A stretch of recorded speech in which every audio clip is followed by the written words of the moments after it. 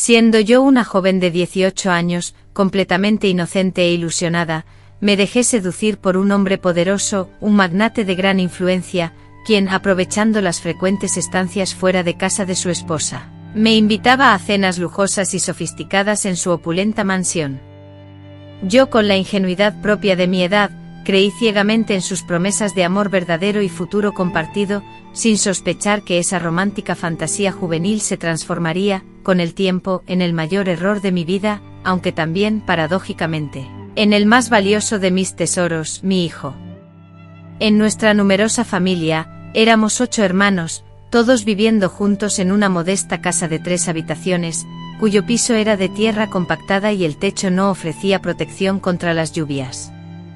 Mi padre se dedicaba a trabajar la tierra, mientras mi madre contribuía a la economía familiar lavando la ropa de familias adineradas. El hambre era una compañera habitual en nuestras vidas, una sensación que recuerdo con gran claridad. Tenía 18 años cuando una terrible sequía devastó nuestra cosecha de maíz, haciéndonos imposible alimentar a todos los miembros de la familia. Fue entonces cuando Rosalina, una conocida que trabajaba como cocinera en la capital, nos visitó y nos informó que los empleadores de una amiga suya estaban buscando una asistenta doméstica. «Eres fuerte, trabajadora y tienes buena presencia», me dijo Rosalina, analizándome con atención. Explicó que a la señora le gustaban las muchachas del campo, pues las consideraba más honradas y ajenas a los malos hábitos de la ciudad. Mis padres, sin embargo, se mostraron reacios a dejarme marchar. «La gran ciudad es un lugar peligroso para las jóvenes», gruñía mi padre. Sin embargo, cuando nuestros escasos ahorros se terminaron y mi hermano menor contrajo una enfermedad terminal, no hubo alternativa. Preparé un pequeño equipaje con 2 conjuntos de ropa, un peine de madera y la medalla de San Cristóbal que mi abuela me había dado. Nos marchamos en una fría mañana de abril de 1965, prometiendo enviar dinero cada mes. El trayecto en autobús duró casi todo el día. Llegué a la capital aturdida, llena de temor, con el corazón latiendo con fuerza entre el miedo y la esperanza. Rosalina me esperaba en la estación de autobuses. «Sé discreta, habla poco y trabaja duro», me aconsejó mientras caminábamos. «La casa es un símbolo de estatus. El doctor Albuquerque es un médico famoso y su esposa, bueno, ella tiene sus excentricidades. Lo descubrirás pronto». Jamás olvidaré la primera vez que contemplé aquella imponente mansión. El edificio, digno de los cuentos de hadas que la maestra leía en la escuela a la protagonista cuando era niña, se erigía majestuoso. Un jardín rebosante de vida adornaba la fachada, mientras que un enorme patio se extendía en la parte posterior, y sus imponentes ventanas se vestían con cortinas de seda. La protagonista, al ser una empleada, accedió por la puerta trasera, evitando la entrada principal. Doña Clarice, dueña de la casa, la esperaba en el salón de costura, una mujer delgada y elegante con el cabello perfectamente peinado, uñas rojas y adornadas con joyas que resplandecían aún en la penumbra de la tarde. La examinó detenidamente como un experto que evalúa a un animal en una subasta. «¿Sabe leer?», preguntó, siendo esa la primera de una serie de preguntas directas. «Sí, señora. Terminé la escuela primaria». «¿Sabe cocinar?». «Lo básico, señora, pero aprendo rápido». «¿Tiene novio o familia cerca?». «No, señora, solo mis padres en el interior». Aparentemente satisfecha con las respuestas, doña Clarice continuó: «Aquí tenemos normas, adelante. Uniformes impecables en todo momento, cabello recogido y uñas cortas. No se permiten visitas. Los domingos tendrás libre desde las 2 de la tarde hasta las 8 de la noche. Si necesitas salir cualquier otro día, deberás solicitar permiso». «¿Está claro?». «Sí, señora. Rita te explicará tus responsabilidades. Tu habitación se encuentra al final del pasillo, al lado del lavadero». Así empezó mi dura experiencia en esa residencia. Me despertaba a las 5 de la mañana para preparar el café, limpiar, lavar, planchar, servir las comidas y fregar los platos. Los productos de limpieza me irritaban los dedos hasta la carne viva y me dolía la espalda de tanto fregar. Arrodillado en el suelo, los primeros días lloraba en secreto en mi pequeño espacio antes de dormir, extrañando mi casa, pero el sueldo, aunque pequeño, era mayor de lo que mi familia había ganado antes. Le enviaba casi todo el dinero a mis padres, reservando solo lo necesario para comprar un jabón o un adorno para el pelo de vez en cuando. La señora Elena no era cruel, no me golpeaba ni me gritaba, como había escuchado que hacían otras empleadoras. Era peor. Me ignoraba por completo. Pasaba a mi lado por los pasillos sin dirigirme la mirada. Mientras yo, Rafael, servía la comida, a escasos centímetros de ella, la señora, durante el almuerzo con su esposo, hablaba de mí como si fuera invisible. Le decía a su marido, el jardinero necesita cortar el césped de manera más eficiente. En las reuniones que organizaba los martes con sus amigos, solía afirmar, un buen jardinero es como el aire, necesario, pero nadie percibe su presencia.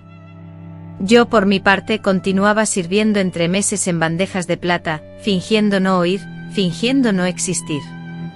A diferencia de los demás, el señor Ricardo, de unos 50 años, con canas en las sienes y siempre impecablemente vestido con sus chaquetas a medida, me trataba con cierta consideración. No como a un igual, por supuesto, pero al menos como a una persona. Buenos días, Rafael, me saludaba cuando entraba a la cocina en busca de agua. A veces, para contrarrestar la irritación de su esposa, comentaba, el jardín está magnífico hoy. Ricardo en ocasiones reprendía a su esposa cuando creía que yo no podía oírla, no seas tan cercana con los empleados. Eso les da demasiada confianza. Mi día a día se basaba en una rutina extenuante pero esperada, hasta que una noche de julio alteró por completo mi existencia. La señora Elena, mi empleadora, tuvo que ausentarse para visitar a su madre, quien se encontraba delicada de salud en otra ciudad. Su viaje duraría 4 días. Era la primera vez que se ausentaba desde que comencé a trabajar allí, 3 meses atrás. El señor Ricardo, su esposo, se quedó en casa justificando su permanencia por compromisos ineludibles en la empresa. La primera noche todo se desarrolló tal como era costumbre, preparé la cena y él comió solo en el comedor, mientras yo esperaba en la cocina. Sin embargo, la segunda noche algo inusual sucedió. Rafael, el señor Ricardo, me llamó cuando le serví el plato. ¿Por qué no te sientas a cenar conmigo? Es muy triste comer solo, me dijo. Me quedé inmóvil con el vaso de zumo en las manos, sintiendo un leve temblor. Dudé. No sé si sería apropiado, señor Ricardo. Solo es por hoy, insistió él con una sonrisa que nunca antes había mostrado. Doña Elena no regresa hasta el viernes y sinceramente odio comer solo. Vacilé. Pero finalmente acepté. Me senté a la mesa tenso, incómodo, con la mirada fija en mis manos sobre el regazo. Él sirvió agua a ambos. Nunca había probado esa agua antes y su sabor era peculiar, aunque agradable. Poco después sentí un calor ascendente por mi rostro, una sensación de ligereza inusual. Al principio conversamos sobre temas triviales, el clima, la ciudad, las diferencias con el campo. Él parecía genuinamente interesado en mi vida, en las dificultades que enfrentaba mi familia, en mis pequeñas aspiraciones. Nunca antes nadie me había prestado tanta atención. ¿Sabes, Rafael?, me dijo después del segundo vaso, eres diferente a los otros jardineros que hemos tenido. Hay una luz en ti, una inteligencia innata. Me ruboricé, incapaz de responder a un cumplido tan directo. Luego cambió de tema y comenzó a hablar de su matrimonio. Elena y yo no somos lo que aparentamos. Nos casamos porque nuestras familias lo esperaban, pero nunca hubo, ya sabes, verdadero amor. Ella es una mujer fría, siempre lo ha sido. Esa confesión me tomó por sorpresa. Era un territorio prohibido, cosas que un jardinero no debería saber sobre sus empleadores. Después de que el agua me había debilitado, sentí una conexión inusual con ese hombre, quien por primera vez parecía verme como algo más que un simple objeto. Justo cuando se levantó para ir por más agua y al regresar, todo había cambiado radicalmente. Percibí su presencia detrás de mi sillón, la leve presión de sus dedos sobre mis hombros, un estímulo sutil que se tradujo en escalofríos por todo mi cuerpo. Mariana, susurró con una voz diferente, profunda, que emanaba una sensación completamente nueva para mí. Es imposible que te imagines lo revitalizante que resulta estar cerca de alguien genuino después de tantos años de fingimiento. Lo que ocurrió después permanece como un sueño borroso y abrumador. Sus labios en mi nuca, mis manos indecisas intentando alejarlo mientras anhelaban acercarlo aún más. El ambiente impulsado por el vino, la emoción y el miedo mezclado con un deseo jamás sentido, daba vueltas. Fue allí, en la alfombra de la biblioteca, donde me entregué al señor Fernando. Fue un encuentro fugaz, casi descuidado, pero en mi inexperiencia, creí que algo extraordinario estaba comenzando a surgir entre nosotros, que contra toda lógica, ese hombre sentía alguna atracción por mí. A la mañana siguiente, durante el desayuno, el señor Fernando evitaba mi mirada, escondiéndose tras el periódico y limitándose a responder con evasivas cuando intentaba conversar. El hombre amable y atento de la noche anterior se había esfumado, reapareciendo en su lugar el jefe distante y frío de siempre. Fernando quería hablar sobre lo de anoche e intenté, mientras recogía mi taza vacía. Mariana me interrumpió con la voz baja y tensa, fue un terrible malentendido. Ambos estábamos bajo los efectos del alcohol, no éramos conscientes de lo que hacíamos. No quiero que esto se vuelva a mencionar, nunca. La frialdad de sus palabras me golpeó con fuerza. Contuve las lágrimas, asentí sin pensarlo y regresé a la cocina con el corazón roto, preguntándome cómo pude ser tan ingenua como para pensar, aunque solo fuera por un breve momento, que yo representaba algo más que un mero entretenimiento para él, una compañía fugaz en una noche de soledad.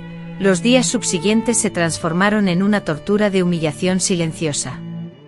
El señor Fernando, tras el encuentro, se marchaba de casa temprano y regresaba tarde, procurando evitar cualquier encuentro a solas conmigo. Cuando doña Elena, su esposa, volvió, él demostró un afecto desmedido hacia ella, como si buscara compensar algo. Fernando está muy atento últimamente, comentó ella, sorprendida. Incluso me ha traído flores. Debe de haberme echado de menos. Cada palabra que pronunciaba doña Elena era como una pequeña herida en mi corazón. Continué con mis tareas diarias con la mirada fija en el suelo, intentando pasar desapercibida, hasta que después de 6 semanas, comprendí que algo andaba terriblemente mal. Mi menstruación, que siempre llegaba de manera regular como un reloj, no se había presentado. Esperé 1 semana, 2, orando fervientemente cada noche. En la 3ª semana, ya no pude ignorar la realidad, estaba embarazada del señor Fernando. La angustia que me invadió en aquel instante es algo que incluso tras tantos años, me resulta imposible de expresar.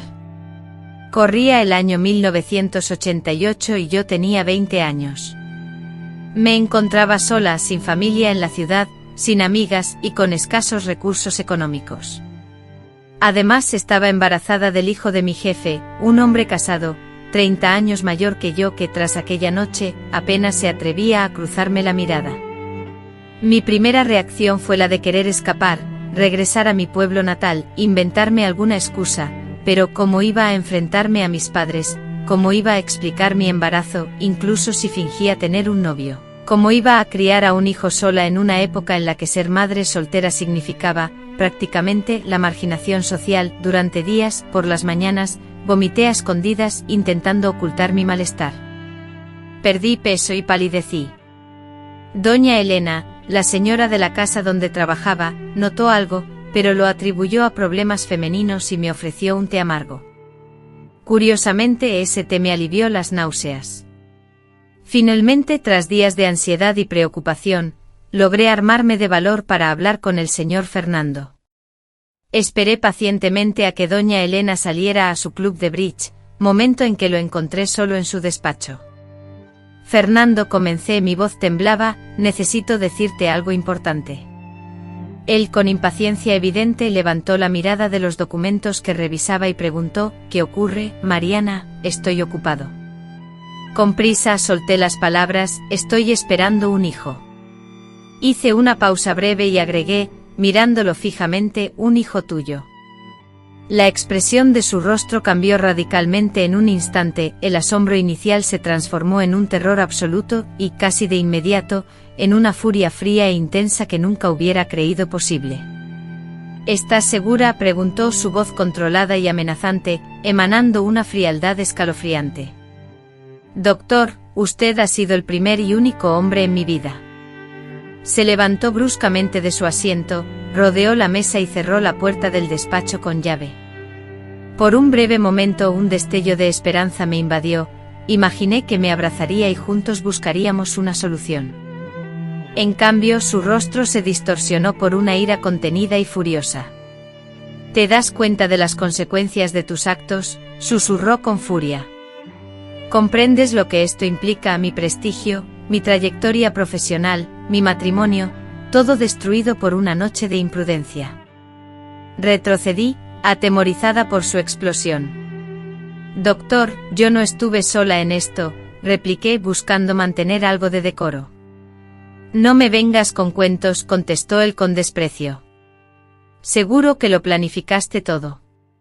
Te aprovechaste de que estábamos a solas, de que yo había bebido más de la cuenta. Es lo típico. La secretaria ambiciosa que ve la oportunidad de escalar posiciones. Las lágrimas rodaban por mis mejillas, pero ya no eran de miedo ni de pesar, sino de rabia. No fue así, respondí. Usted me invitó. Usted sirvió el vino, usted inició todo, y ahora me culpa a mí. Me ignoró por completo. ¿Cuánto quieres para desaparecer, para que esto se solucione? Fue entonces cuando entendí la gravedad de lo que proponía.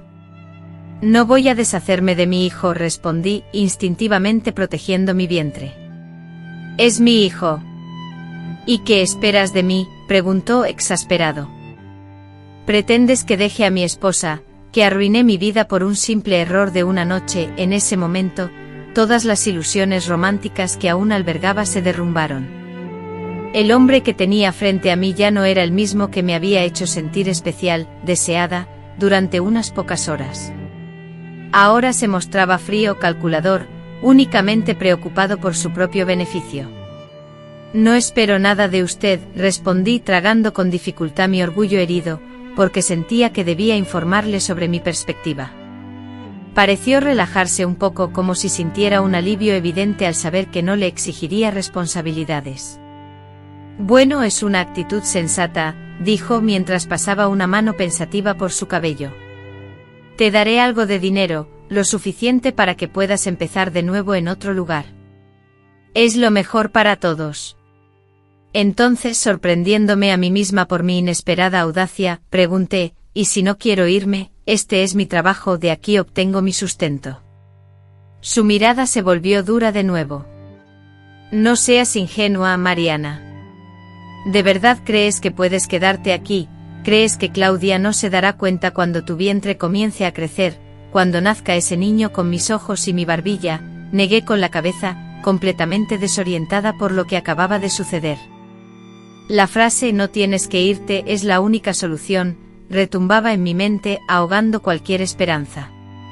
Abandoné la oficina, sintiendo la derrota y la humillación clavándose en cada paso, con la promesa de un sobresellado que contendría una suma de dinero, la cual recibiría al día siguiente. La noche se convirtió en un tormento pasada en vela, con lágrimas silenciosas que inundaban la almohada, buscando desesperadamente una salida a aquella encrucijada que parecía un callejón sin salida. Al amanecer, la calma se rompió con una inesperada visita. Doña Claudia, pálida como la muerte, irrumpió en la cocina donde preparaba el café, con una expresión que jamás le había visto. Mariana, pronunció con una voz sorprendentemente serena, ve a la oficina cuando termines aquí. Un escalofrío recorrió mi cuerpo y mi corazón comenzó a latir desbocado. Imaginé lo peor, el doctor Ricardo le habría contado todo. O aún peor, habría escuchado la conversación del día anterior. Con las piernas temblorosas y la sensación de caminar hacia mi propia condena, crucé el umbral de aquel despacho. El reloj de la pared con su tic-tac implacable parecía ralentizar cada segundo, resonando en el silencio como un tambor funesto.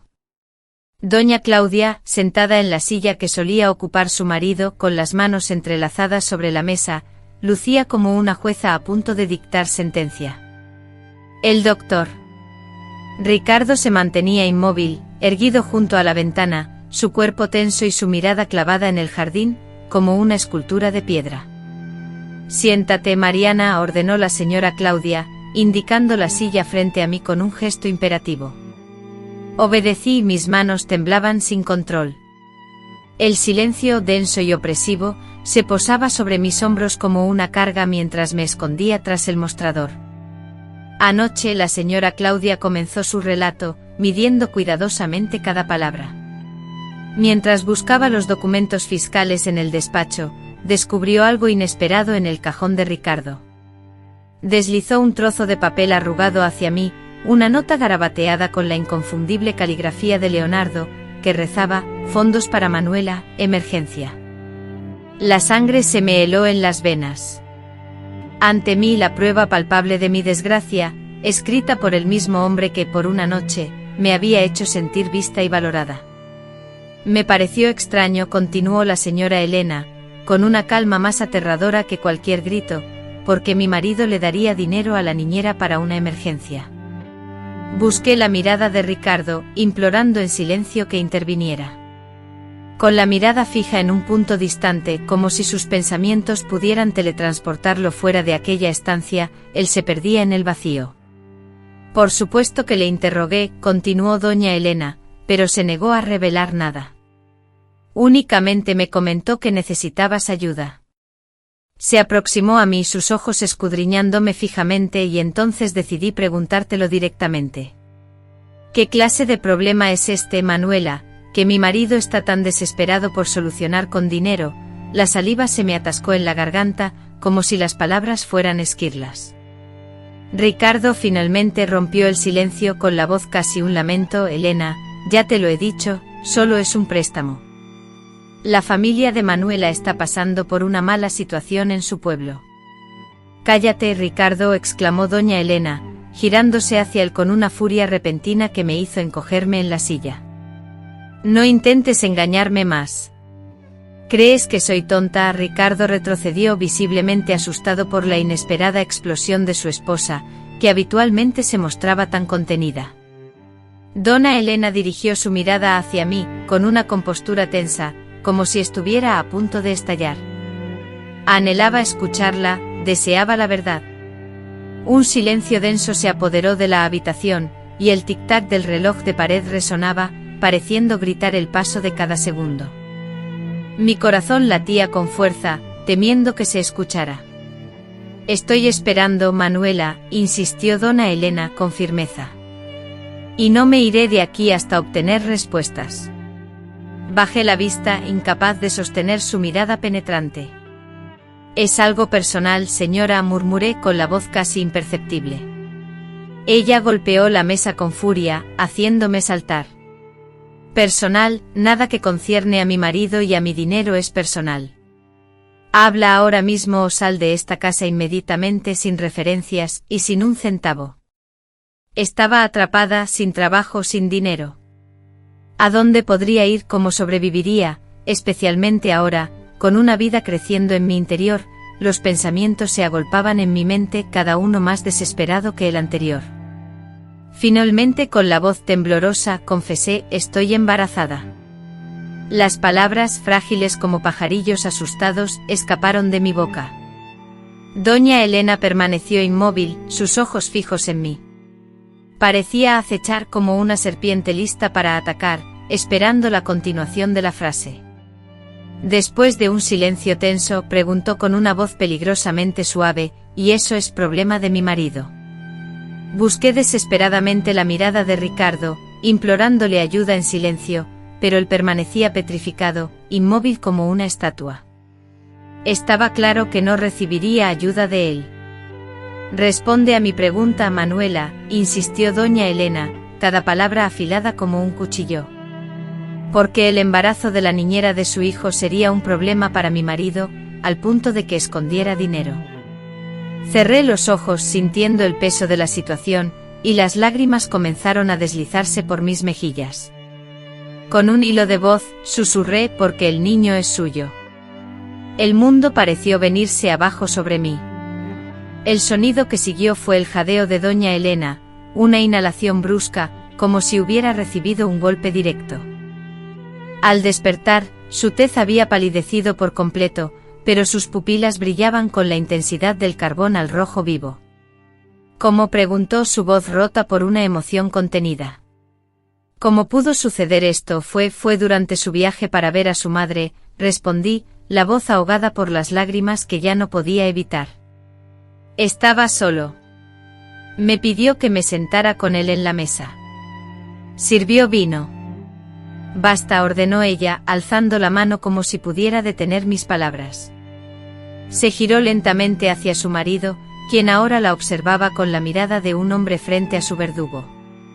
Oh, es cierto, Alberto. El doctor Alberto vaciló, luego asintió lentamente, incapaz de articular la confesión. Lo que siguió fue como una tempestad que se había estado acumulando durante años. Doña Elena cruzó la sala con 3 rápidos pasos y le propinó a su marido una bofetada brutal. Canalla, gusano inmundo. Una segunda bofetada resonó en toda la habitación, en mi propia casa, con la niñera de mis nietos, el doctor. Alberto permaneció inmóvil, soportando los golpes sin defenderse, como si admitiera su propia culpabilidad. Elena, te suplico que bajes la voz. Las paredes escuchan, y ahora eso te preocupa, murmuró acercando su rostro al de él.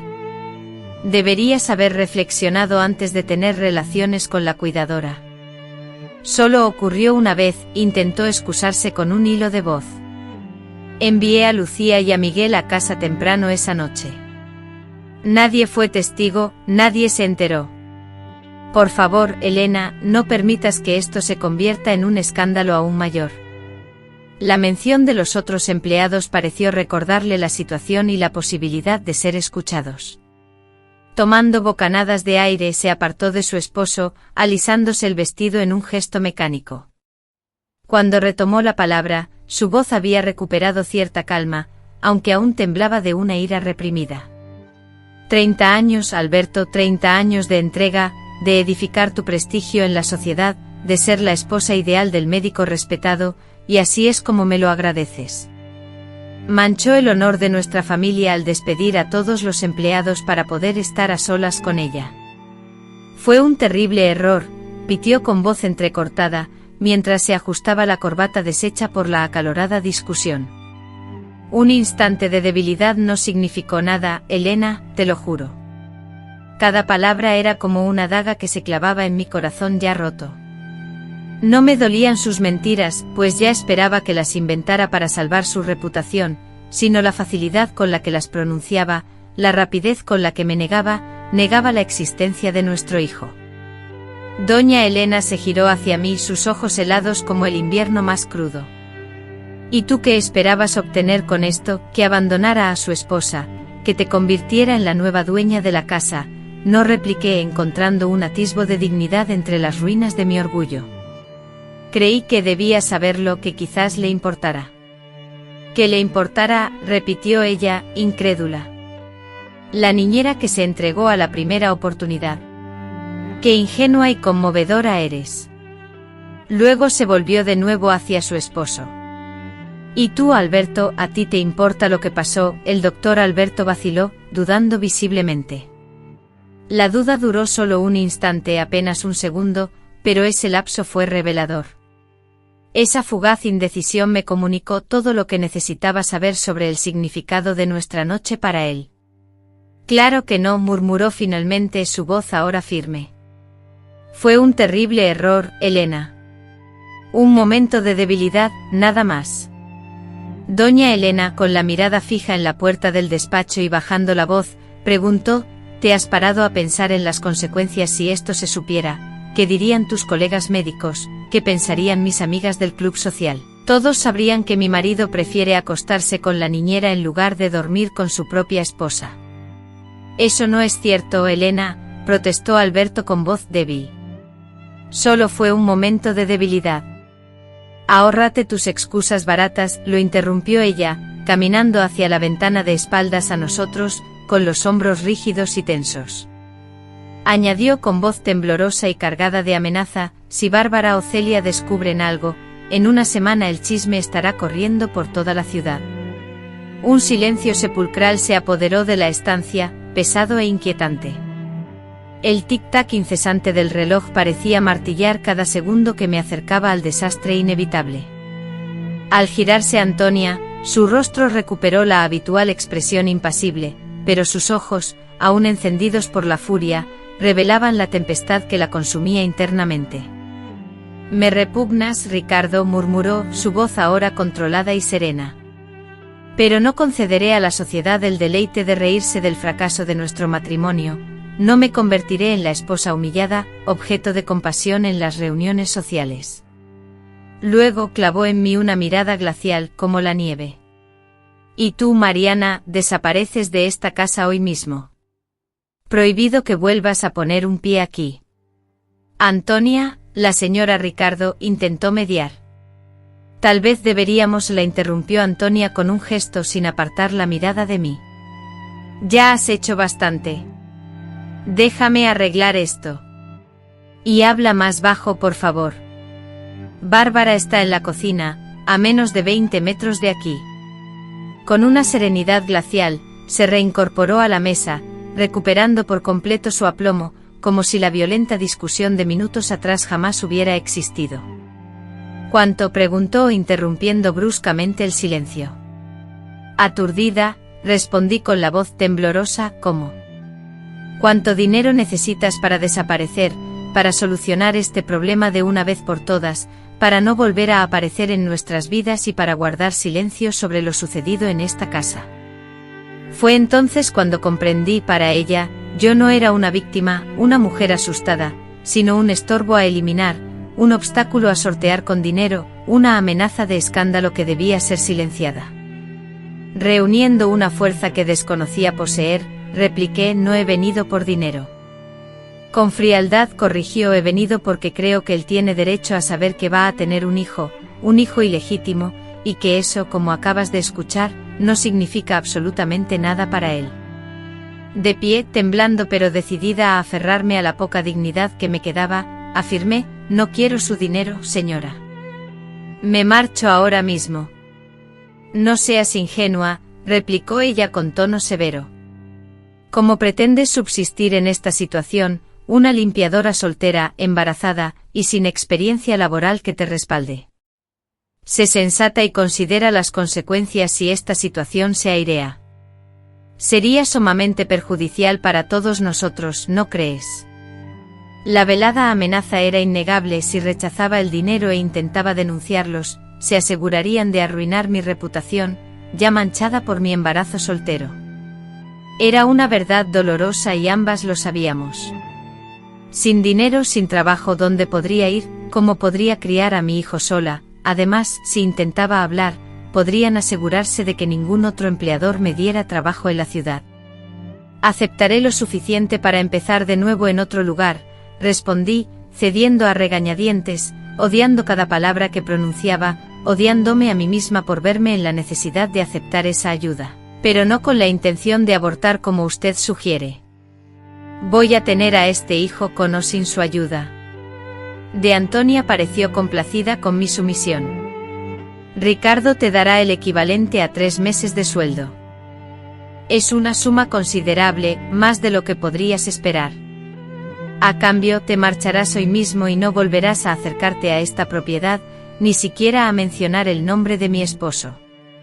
A todos los efectos, ese hijo es producto de una relación con un novio que te abandonó», «Entendido», asentí, en silencio, luchando por tragarme el orgullo, la furia y la humillación. «Ve a recoger tus pertenencias», ordenó con voz firme. «Deseo que te hayas ido de aquí en 1 hora y que salgas por la puerta trasera. No quiero que Bárbara y Celia te vean marcharte con equipaje. Les diré que has tenido una emergencia familiar y que te has ido repentinamente.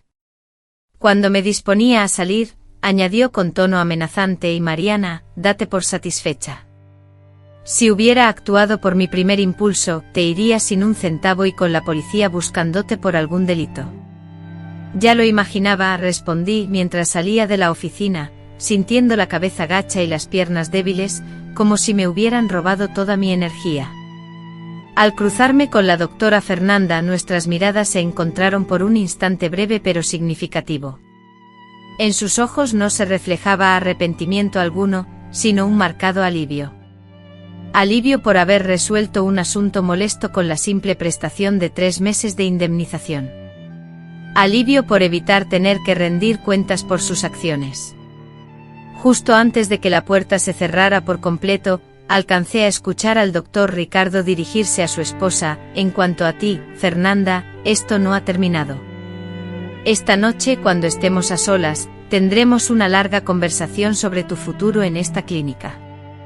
1 hora después dejé aquel ático para siempre, portando una pequeña mochila y un sobre con dinero que sentía pesado como el plomo en mi bolsillo. Las lágrimas que humedecían mi rostro ya no eran de humillación ni de temor, sino de furia contra mí misma, contra mi ingenuidad, contra mi estupidez por haber confundido la admiración con un sentimiento más profundo. Mientras caminaba sin rumbo fijo por la avenida, una pregunta insistente me atormentaba: ¿a dónde ir ahora, un muchacho provinciano, solo en la gran ciudad, sin empleo y sin ninguna cualificación profesional? El mundo se me antojaba inmenso y amenazante, una sensación nueva y abrumadora. Encontré un cortijo humilde, ubicado a unas pocas manzanas de la estación de autobuses. La propietaria, una mujer de unos 50 y tantos años llamada Celia, no inquirió mucho cuando le expliqué que acababa de perder mi empleo. Tengo una habitación pequeña en la parte trasera, me dijo con amabilidad. No es gran cosa, pero está limpia y es segura. La habitación era diminuta, incluso más reducida que el espacio que ocupaba en el ático de la doctora Fernanda, pero era mía.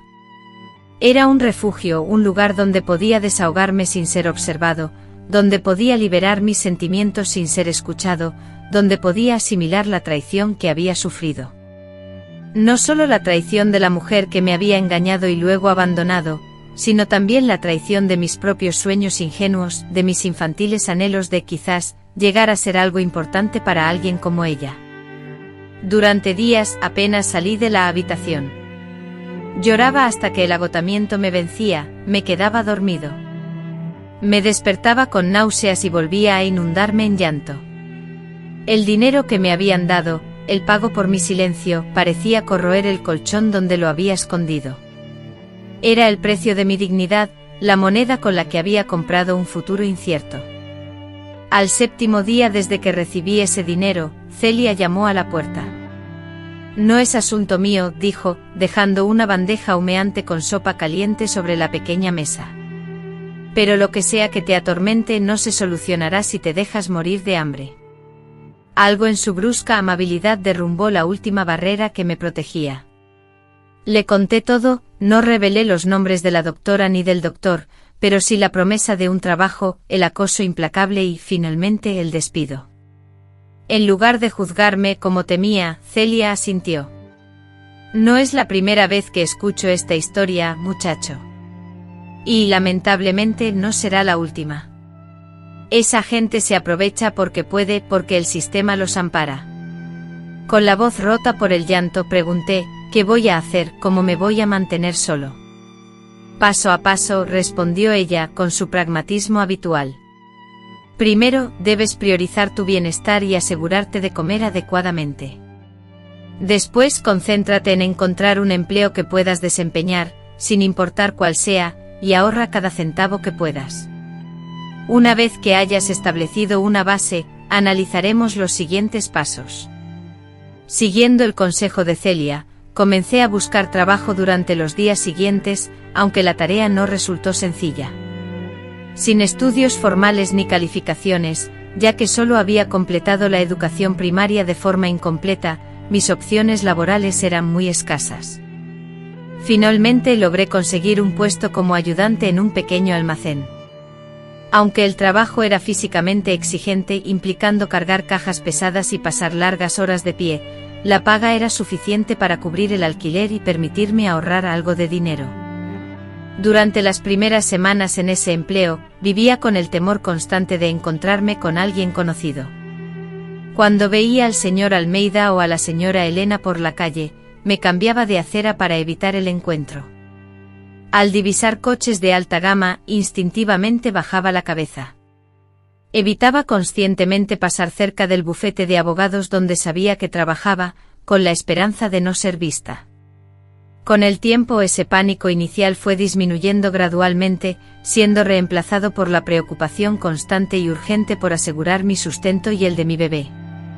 Mientras mi vientre se abultaba, las preguntas en la tienda de comestibles, en el patio, y en las escasas visitas al mercado, eran inevitables. ¿Dónde está el padre del bebé? ¿Dónde está su marido, moza, tan joven y sola en esta situación? Dona Silda, con sabiduría, me aconsejó que inventara una historia simple y me aferrara a ella. Un novio que había fallecido antes de la boda, por ejemplo.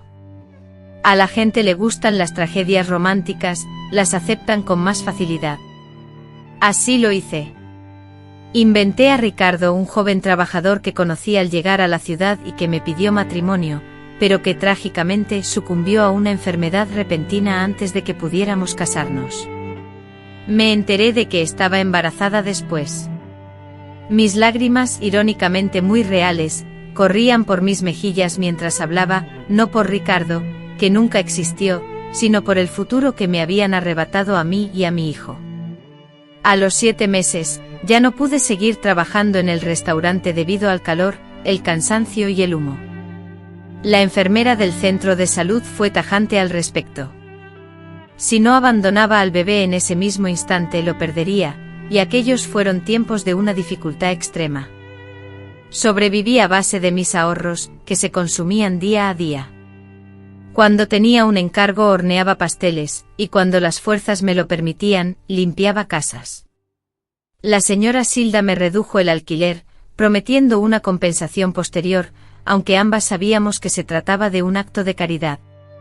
En una gélida noche de junio de 1988, tras 18 horas de un parto complicado en el hospital público, nació mi hijo. Cuando me lo pusieron en brazos, diminuto, rosado, perfecto, observé su rostro y vi los mismos ojos de su padre, la misma forma de su nariz. Era como si el señor Almeida estuviera presente, contemplándome a través de aquel ser inocente. Le di el nombre de Augusto, que significa sagrado, porque a pesar de todas las terribles circunstancias que rodearon su concepción, a pesar del rechazo de su padre, a pesar de las penurias que sabía que nos tocaría afrontar, ese bebé era mi bendición, mi razón para vivir y luchar. Sin embargo, la vida, queridos míos, no fue sencilla. Criar a mi hijo sola en 1988 como madre soltera sin estudios, sin apoyo familiar y guardando un secreto que me agobiaba, fue una tarea titánica. Lo peor aún estaba por llegar. Los primeros meses con Augusto fueron una dualidad de amor incondicional y desesperación silenciosa. Era increíble amar tanto a ese pequeño ser, a la vez que me angustiaba la incertidumbre de cómo conseguir su comida diaria. Al regresar al humilde hogar tras el parto, doña Silda nos esperaba con una cuna improvisada hecha con una caja de cartón grande, forrada con telas suaves. «Es lo mejor que pude», me dijo con naturalidad. Esa simple caja valía más que todos los lujosos muebles del apartamento del señor Almeida. Volví al trabajo cuando Augusto apenas tenía 4 semanas, no por gusto, sino por la imperiosa necesidad de sobrevivir. El dinero se agotaba y las bocas que alimentar eran una responsabilidad constante. Dona Silda, quien se había convertido en una figura maternal para mí, se encargaba de cuidar a Augusto mientras yo trabajaba en el restaurante. «Déjamelo a mí», me decía con voz firme, «tengo experiencia, he criado a 7 nietos, sé lo que hago». Su manera de hablar, aparentemente ruda, escondía un corazón enorme, de esos que la dureza de la vida intenta endurecer, pero que solo logra fortalecer. Yo amamantaba a Augusto de madrugada y antes de irme a trabajar, dejaba leche extraída en biberones para sus comidas del día. Regresaba al restaurante al anochecer, agotada, con las piernas adoloridas y las manos resecas por el constante uso del jabón, y lo encontraba, casi siempre, ya dormido. Sus mejillas rosadas, marcadas por rastros de lágrimas silenciosas, contrastaban con el breve sueño que precedía al ciclo de sufrimiento diario. Era el año 1982 y Ana, mi hija de 2 años, era testigo del inicio de una lenta pero constante mejora en mi vida. Mi empleo en una residencia me permitió conocer a Dona Elena, la dueña de una encantadora papelería ubicada en el centro de la ciudad. Doña Elena, intrigada por el entusiasmo de Marta con los materiales de oficina como papeles, cintas y adhesivos mientras ordenaba la oficina, le preguntó un día, mientras Marta pulía los antiguos muebles de la casa: ¿tienes alguna habilidad con las manualidades? Marta respondió: un poco, mi abuela me enseñó lo básico y hago algunos juguetes para Ana. Entonces doña Elena insistió: enséñame. Al día siguiente Marta trajo una muñeca de trapo que había confeccionado para su hija, utilizando retazos de telas coloridas. Aunque la muñeca era sencilla, las costuras eran fuertes y los acabados pulcros. Doña Elena examinó la muñeca con detenimiento, girándola y observando cada detalle en silencio antes de decir: no está mal. Con dedicación, puedes mejorar. Una semana después, Marta recibió una oferta de empleo en una papelería, con un salario menor a lo que percibía en las casas donde trabajaba, pero con un horario estable, los domingos libres y la posibilidad de llevar a su hija Ana con ella. Tenemos un pequeño espacio de almacenamiento en la parte trasera de la tienda, le indicó doña Elena a Marta, puedes usarlo para cuidar a tu hija mientras atiendes a los clientes. Marta, agradecida, asintió sin dudarlo, pues la idea de tener a su pequeña Ana cerca durante el día representaba una bendición inesperada. Además, el trabajo con artículos de papelería le parecía mucho más atractivo que las agotadoras jornadas de limpieza y fregado que tantas veces le habían dejado las manos doloridas. Así, durante los primeros meses, Marta se dedicó a atender el mostrador, aprendiendo los nombres de los distintos productos, organizando meticulosamente los estantes llenos de bolígrafos y cuadernos y asistiendo a los clientes en sus compras. Por las noches, una vez que Ana se dormía, Marta aprovechaba los retazos de papel y cintas que doña Elena le permitía llevarse a casa para practicar sus habilidades manuales, creaba pequeños adornos para su hija. Restauraba algunos objetos personales y se esforzaba por reproducir los diseños que admiraba en las revistas de manualidades que los clientes dejaban olvidadas en la tienda. Fue durante esa época cuando lograron arrendar un pequeño apartamento solo para ellas, un espacio con una única habitación, un baño y una cocina reducida, situado a poca distancia de la papelería donde Marta trabajaba. Aunque el apartamento era humilde, representaba la ansiada independencia que tanto anhelaban. El día de la mudanza, Marta se emocionó hasta las lágrimas al observar a Ana, su hija, explorando a gatas el modesto espacio que, a pesar de su sencillez, se convertía en su hogar. En 1984, coincidiendo con el 4º cumpleaños de Ana, dona Elena, la dueña de la papelería, ascendió a Marta, permitiéndole no solo atender el mostrador, sino también diseñar envoltorios personalizados para regalos y crear álbumes de fotos por encargo. Este ascenso supuso un ligero aumento salarial, lo que le permitió adquirir, a plazos, una máquina de corte y troquelado de segunda mano. Aquella máquina robusta y pesada, con su palanca de metal, se convirtió en su mayor tesoro, después de Ana. Marta entonces multiplicó sus esfuerzos trabajando el doble, durante el día en la tienda y por las noches en casa, aceptando pedidos adicionales para poder pagar la máquina. Las ojeras se marcaron bajo sus ojos, pero las oportunidades también se multiplicaron. Ana, una niña brillante, sociable y siempre activa, crecía y se asemejaba cada vez más a su padre. Tenía sus mismos ojos, la misma forma de la boca y hasta ciertos ademanes que hacían que Marta, su madre, reviviera el pasado por un instante, como si viera en Ana el reflejo del hombre que había sido la alegría y bendición de su vida. A los 5 años, tras un día en la guardería comunitaria a la que Marta había logrado inscribirla, Ana le preguntó por primera vez: «Mamá, ¿dónde está mi padre?». Los otros niños hablaban de sus padres, y Ana se percató de que algo faltaba en su pequeña familia.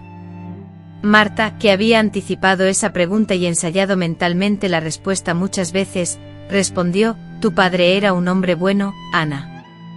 Se llamaba Lucas. Trabajábamos juntos en la misma empresa, nos enamoramos, pero falleció antes de que pudiéramos casarnos. Poco después descubrí que estaba embarazada.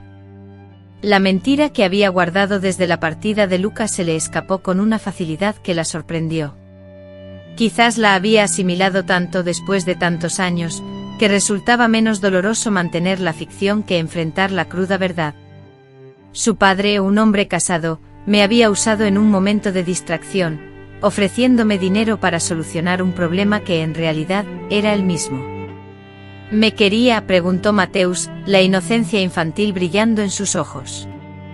Incondicionalmente, respondí, luchando contra el nudo en la garganta. Estaría muy orgulloso del hombre en el que te estás convirtiendo. Conforme Mateus crecía, sus preguntas se volvían más profundas, más difíciles de evadir. ¿Dónde está enterrado su padre? ¿Cómo era su voz? Había fotografías de él. Para cada pregunta construía una nueva capa de mentiras, sintiendo el peso de esa edificación acumulándose, como una barrera que amenazaba con caer sobre nosotros. El año 1972 trajo consigo importantes cambios, y doña Alcira, con su salud deteriorada, me citó en la pequeña sala trasera de la pastelería. Renata, fiel a su estilo directo, me soltó sin rodeos: estoy vieja y cansada. Mis nietos insisten en que me mude al campo cerca de ellos. Voy a vender la pastelería. Un nudo se me formó en el pecho. La confitería era nuestra estabilidad, nuestro ingreso fijo.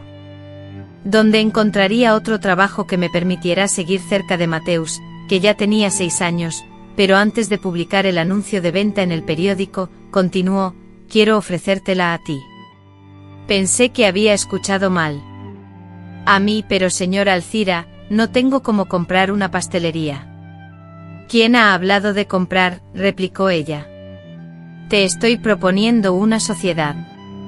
Tú te quedas con el 40% de la pastelería, te encargas de la administración y me vas pagando mi parte poco a poco con las ganancias. Cuando yo me vaya, lo que no debería tardar mucho, todo será tuyo. Me quedé sin habla, con las lágrimas rodando libremente por mis mejillas. Durante los 7 años que pasaron desde que me fui de la casa del padre de Mateus, pocas personas me habían demostrado una verdadera amabilidad. Concepción fue una de ellas, y la señora Alcira, con su apariencia seria pero su corazón generoso, también. Finalmente le pregunté por qué yo. Ella respondió: porque eres trabajadora. Porque tengo talento para los negocios, porque me merezco una oportunidad, pregunté. Hizo una pausa y dijo: y porque no tengo hijos, pero si los tuviera, me gustaría que fueran como tú. Así, a los 25 años me convertí en socia de la empresa, que tenía 27 años y que más tarde se transformaría en la confeitaria Renata. Fue un cambio audaz, lleno de nuevas responsabilidades, pero también de oportunidades que nunca había imaginado. Contraté a una ayudante para que me ayudara en la producción. Amplié el menú con nuevas tartas y pasteles y empecé a aceptar encargos para fiestas. A pesar de la persistente escasez económica, por primera vez percibí una esperanza de mejora, algo que no se asemejaba a una amenaza inminente. Nos trasladamos a un modesto apartamento de 2 habitaciones situado sobre una pastelería. Aunque no era un lugar lujoso, lo sentíamos como un gran logro en comparación con nuestra anterior y reducida habitación. Mateus, ahora con su propio espacio, decoró su habitación con pósters de sus futbolistas favoritos. Además, adquirí un pequeño televisor en blanco y negro, considerándolo nuestro primer gran lujo. En 1975, cuando Mateus cumplió 9 años, doña Alcira falleció tranquilamente mientras dormía. En su testamento me legó su parte de la confitería sin ninguna restricción. Lloré en su funeral con la misma intensidad que si hubiese perdido a una madre, y en cierta forma, así fue. La vida continuó con sus momentos felices y sus desafíos. Mateus crecía sano, inteligente y con una gran curiosidad por el mundo. Destacaba en la escuela en las asignaturas de historia y geografía, y en casa se sumergía en la lectura de libros y enciclopedias, fascinado por la historia y las civilizaciones.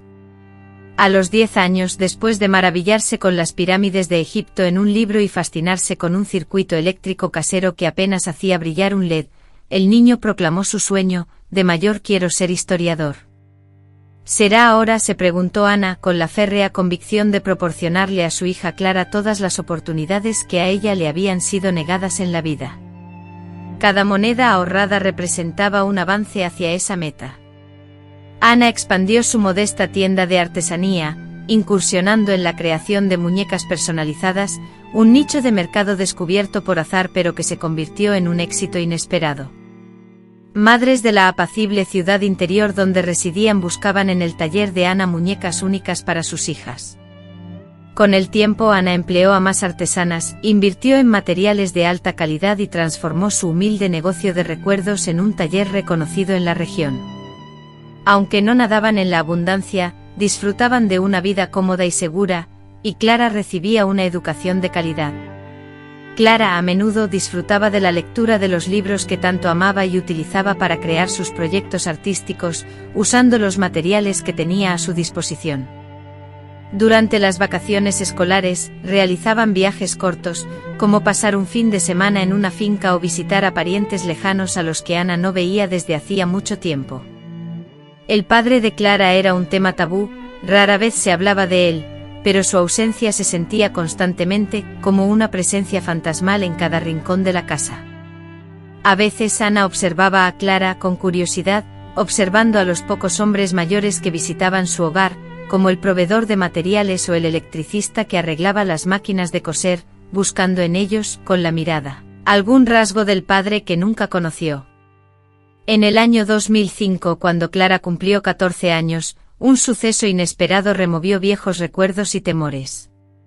Ambas se encontraban en el nuevo centro comercial de la ciudad, comprando pinceles y pinturas para un trabajo de la escuela, cuando Ana vio a una mujer muy elegante salir de una joyería.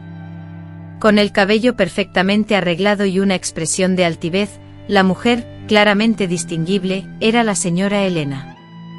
Ana, presa del pánico, sintió que la sangre abandonaba su rostro. La arrastró jalándola detrás de un pilar, con el corazón latiéndole desenfrenadamente en el pecho. ¿Qué ocurre, mamá?, preguntó Clara, sobresaltada por la repentina reacción. Nada, murmuró Ana, con la voz temblorosa. Creí haber visto a alguien a quien conocí hace mucho tiempo. Mejor tomamos otro camino. En los días siguientes, Ana vivió en un estado constante de temor. Temía que doña Elena la hubiera reconocido. Se atormentaba con la idea de que la mujer hubiera notado en Clara los rasgos de su hijo, a quien ella había repudiado.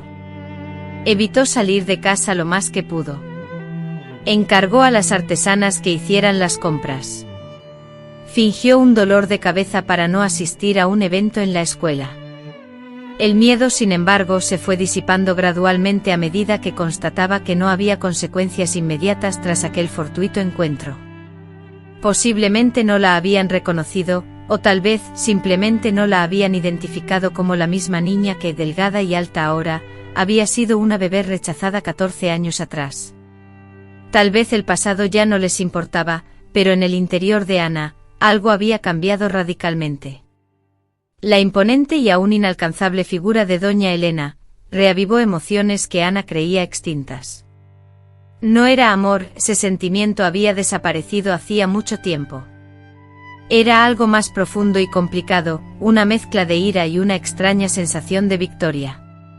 Había logrado sobrevivir, había criado sola a su hija, construyendo una vida sencilla pero digna y honesta.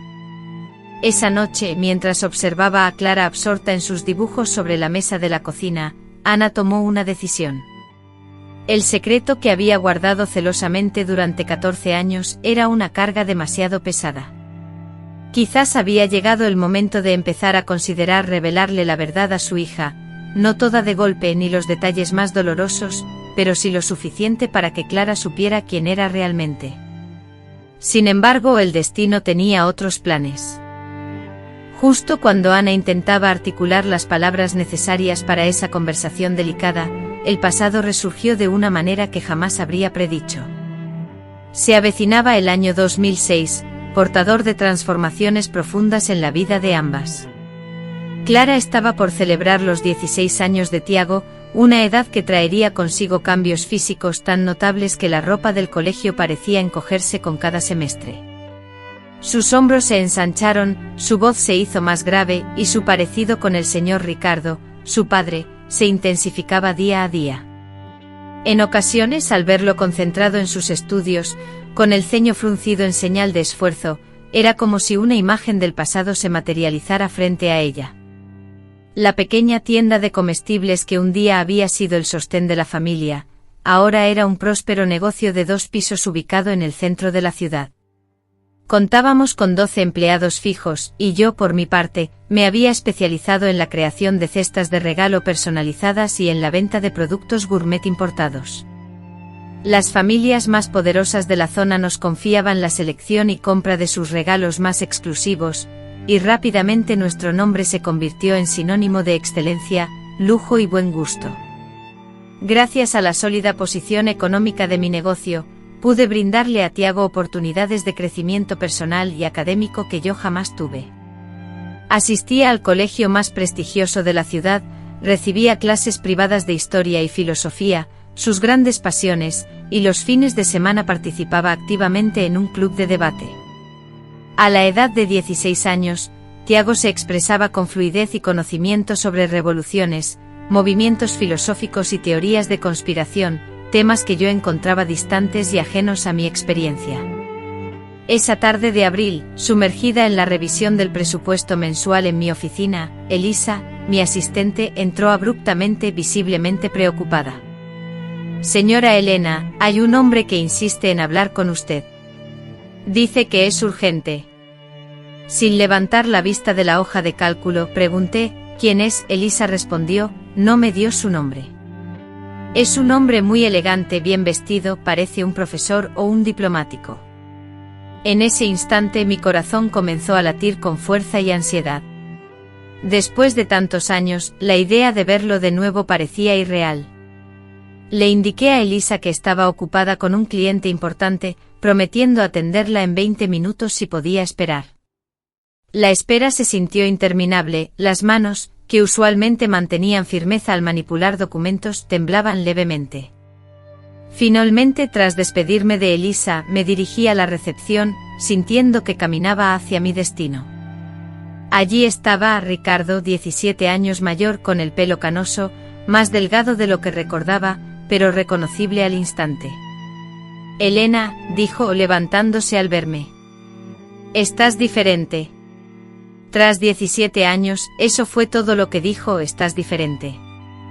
Enderecé la espalda, alcé la barbilla y agradecí mentalmente la discreta y elegante ropa que vestía, tan distinta a la de la joven insegura y con escasa educación que él había conocido. «¿Qué desea, señor Ricardo?», pregunté con una voz sorprendentemente firme.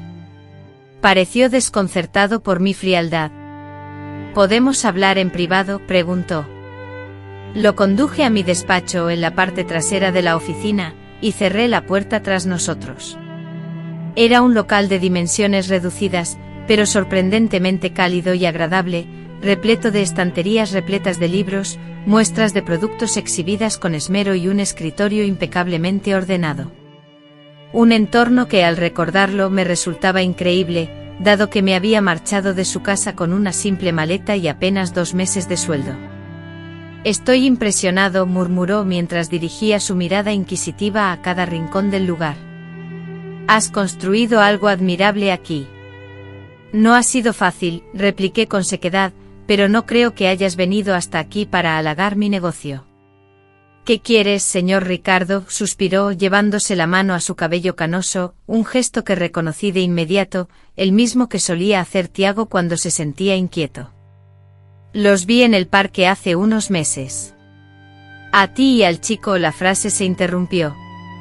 La sangre se me heló al instante, así que nos había visto aquel día. Intenté reprimir la punzada de culpa que me atravesó. Me repetí que era una mera coincidencia, que aquel joven no podía ser. Hizo una pausa prolongada, como si le costara articular las palabras, pero yo no podía quitarme esa idea de la cabeza. Esa mirada es mi mirada, Elena. Es mi hijo, ¿verdad? 17 años marcados por secretos, silencios y renuncias. Y ahora estaba allí, parada frente a él, enfrentando la verdad como si tuviera algún tipo de derecho. Una ola de indignación, mantenida a raya durante años, estalló en Fernanda. ¿Es tu hijo ahora?, preguntó con la voz entrecortada por la emoción. Cuando ofreciste dinero para arreglar las cosas, no pareció importarte en absoluto. Cuando permitiste que tu esposa me echara, tratándome como a un animal, no demostraste ni la más mínima preocupación. Él desvió la mirada, incapaz de soportar la acusación. Cometí errores terribles, Fernanda. No hay un solo día en que no me arrepienta. Arrepentido, se burló ella. Es fácil arrepentirse ahora, 2 décadas después, cuando el trabajo duro ya está hecho. Las noches en vela, las facturas que pagar, los sacrificios diarios, todo recayó sobre mí. Él asintió aceptando sus palabras como un castigo merecido. Tienes toda la razón en estar resentida. No estoy resentida, corrigió Fernanda, elevando el tono de voz. Estoy furiosa. Hay una gran diferencia. Un silencio pesado e incómodo se apoderó del ambiente. A través del cristal de la amplia ventana de la elegante oficina, el constante ruido de la avenida Paulista se difuminaba, resultando casi imperceptible, como un mundo distante e indiferente al drama emocional que se estaba desarrollando en su interior. ¿Cómo se llama?, preguntó él, rompiendo el silencio. Fernanda vaciló, sintiendo que pronunciar el nombre de Miguel era una cesión, una grieta en su armadura emocional que prefería evitar. Después de una pausa, Miguel intervino finalmente. Significa, ¿quién es como Dios? Una sonrisa teñida de nostalgia apareció en el rostro, surcado por las arrugas de Artur. Un nombre precioso. ¿Y cómo es él? ¿Qué le gusta hacer? La forma en que formuló la pregunta, no como una mera cortesía, sino con un interés genuino, desarmó a Fernanda. Es inteligente, muy inteligente. Le apasiona la historia, la filosofía y la sociología. Quiere ser profesor. Es introspectivo, observador, idealista, y obstinado cuando cree en algo. Fernanda se detuvo, notando que una sonrisa iluminaba su rostro al hablar de su hijo. Tiene tu nariz y tus cejas, y esa forma de fruncir el ceño cuando se concentra. Artur asimiló cada palabra como un náufrago que, desesperado, bebe agua. Es un chico extraordinario, eso es seguro, afirmó Fernanda, a pesar de las circunstancias. ¿Sabe algo sobre mí? Fernanda movió la cabeza negativamente. Cree que su padre fue un abogado idealista que falleció defendiendo causas perdidas.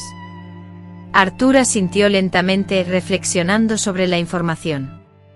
Ya veo. Quizás fue más sencillo así. No, no fue sencillo, corrigió Fernanda. Nada de eso fue fácil. Parecía menos complicado que revelarle que su padre lo había rechazado incluso antes de su nacimiento. Él se estremeció ante la crudeza de las palabras, pero no se defendió. Tras un silencio prolongado, volvió a hablar con voz casi imperceptible. Me gustaría conocerlo.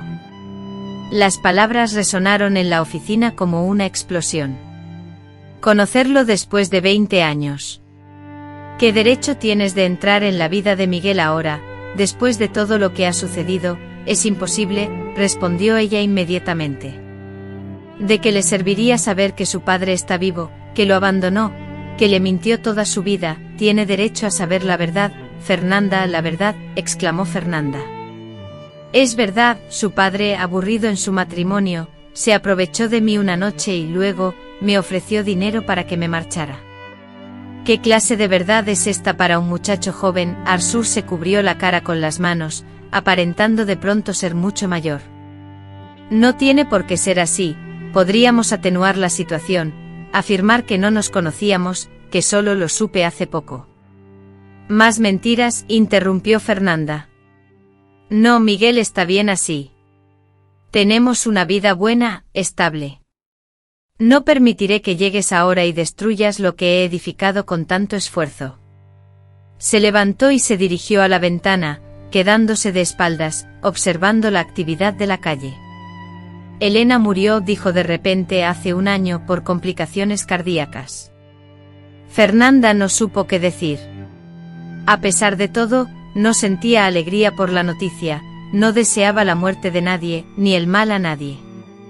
Pero lo cierto era que no podía sentir pesar por la mujer que tanto la había humillado y expulsado de su hogar. Lo siento, dijo con un tono más formal que sincero. En sus últimos días, continuó aún de espaldas, habló mucho de ti, de lo que ocurrió entre ustedes, del bebé. Parecía que intentaba resolver asuntos pendientes antes de morir. Se le quebró la voz y la imagen de aquella mujer, que siempre había sido orgullosa, ahora postrada en su lecho de muerte, atormentada por un error del pasado, resultaba dolorosa. ¿Por qué me cuenta todo esto?, preguntó ella, con la voz temblorosa. Él se giró, mirándola con ojos agotados. Porque no quiero cometer el mismo error. No quiero llegar al final de mi vida con este remordimiento. Quiero conocer a mi hijo Amanda. Quiero tener la oportunidad de pedirle perdón, como te lo estoy pidiendo a ti ahora. Sus palabras sonaban sinceras, pero 15 años de sufrimiento y abandono no se olvidan fácilmente. Ella estaba a punto de responderle cuando escucharon el sonido de la puerta del despacho abriéndose. Mamá, la señora Marcia me dijo que estabas aquí, comenzó Arthur, deteniéndose abruptamente al percatarse de la presencia de un hombre desconocido. Una mirada de curiosidad se dibujó en su rostro juvenil. El corazón de Amanda dio un vuelco sintiendo que se le escapaba del pecho. Ahí estaban, frente a frente, padre e hijo por primera vez. La similitud entre ambos era innegable, casi asombrosa. Los mismos ojos castaños, la misma forma de la cara, e incluso la manera en que se mantenía erguido, tenían algo familiar. Lo siento, dijo Arthur conservando su habitual cortesía, no sabía que tenías visita. No es una visita, replicó Amanda, respondiendo casi por instinto, con la mente trabajando a 1000 por hora para inventar una explicación creíble. Es un viejo amigo. Ricardo observaba a Arthur como si estuviera viendo un espectro. Tú debes ser Arthur, dijo finalmente con la voz temblorosa. Tu madre me ha hablado mucho de ti. Sí, señor, respondió el muchacho extendiendo la mano educadamente. Y entonces el tiempo pareció suspenderse. Ricardo miró a Amanda, transmitiéndole una silenciosa petición con la mirada.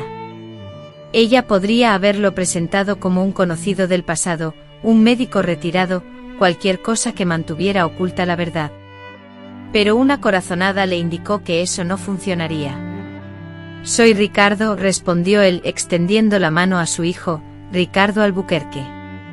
Amanda percibió el instante preciso en que el nombre adquirió significado para Arthur. Sus ojos se abrieron un poco, su cuerpo se puso rígido. Miró a su madre con confusión. Albuquerque, el apellido que compartían, mamá. ¿Era eso posible después de separarse de Ricardo? Ella había tomado ese apellido para sí misma, una pequeña y silenciosa venganza, una forma de llevar algo de él sin que él lo supiera. Arthur había crecido como Arthur Albuquerque sin cuestionar jamás el origen de su apellido. Sí, afirmó Amanda sintiendo que la tierra se abría bajo sus pies. Arthur, a sus 15 años, no era ingenuo. Era observador, agudo. Observó a Ricardo y a su madre, uniendo cabos invisibles. ¿Son familia?, preguntó lentamente. Arthur, comenzó Amanda sin saber exactamente qué decir. Este hombre y yo nos conocemos desde hace muchos años, desde hace tanto que parece una eternidad. Él es tu padre, interrumpió Ricardo, las palabras brotando de sus labios como una confesión que había contenido durante mucho tiempo. El silencio que se apoderó de la habitación tras esa revelación fue el más abrumador y profundo que Amanda hubiera sentido jamás. Arthur permaneció completamente inmóvil, con el rostro petrificado en una expresión de shock e incredulidad. Mi padre está muerto, dijo finalmente con una voz extrañamente serena y controlada.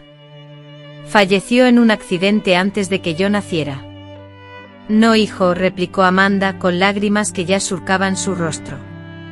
Eso no es verdad. Te mentí para protegerte. Arthur retrocedió como si acabaran de abofetearlo. Me has mentido durante 15 años sobre mi propio padre, Arthur, por favor, déjame explicarte. Pero él ya se estaba alejando, casi corriendo, escapando de ellos y de la verdad que acababa de destrozar su mundo.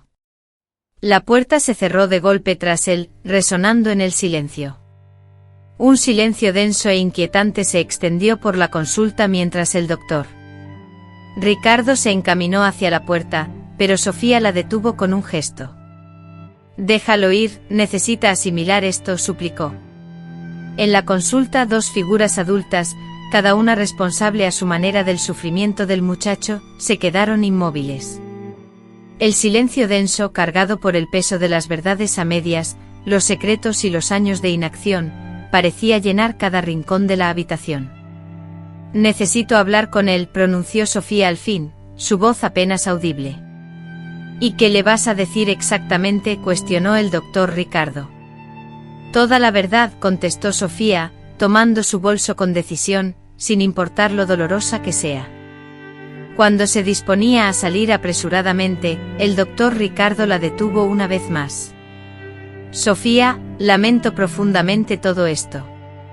Ella dirigió su mirada al hombre que con un único error hace 15 años, había transformado el rumbo de su vida. Sentía resentimiento, sí, pero también una extraña forma de agradecimiento. Después de todo, sin ese error, sin ese rechazo, no habría conocido a Gabriel. No habría construido la vida que ahora tenía. Lo sé, respondió Sofía brevemente y salió decidida en busca de su hijo. Halló a Gabriel, tal como había predicho, en el diminuto parque a pocos pasos de su hogar. Allí estaba, sentado en el mismo columpio que recordaba de su infancia, el lugar donde solían disfrutar de helados los domingos. Se aproximó con lentitud, permitiéndole divisarla, dándole la oportunidad de apartarse si así lo anhelaba. Sin embargo, él no la observó cuando se sentó a su lado.